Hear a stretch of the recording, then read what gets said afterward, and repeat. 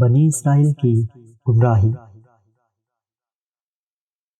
بنی اسرائیل نے حضرت موسیٰ علیہ السلام کی موجودگی میں فرعون سے نجات پالی اور دریا کو عبور کر کے جب پار ہو گئے تو ان کا گزر ایک بت پرست قوم پر ہوا۔ جب بتوں کے آگے آسن مارے بیٹھے تھے اور ان بتوں کو پوج رہے تھے۔ یہ بت گائے کی شکل کے تھے۔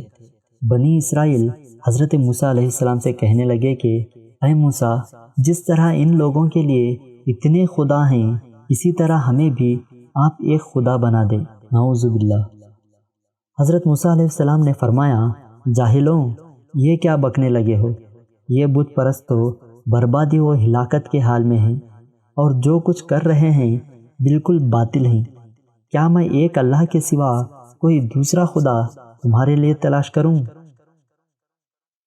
سبق: خدا تعالیٰ کی اتنی مہربانیوں کے باوجود جو اسے بھول جائیں اور بتوں کے آگے جھکنے پر آمادہ ہو جائیں، ان کی گمراہی و جہالت میں کیا کلام ہے۔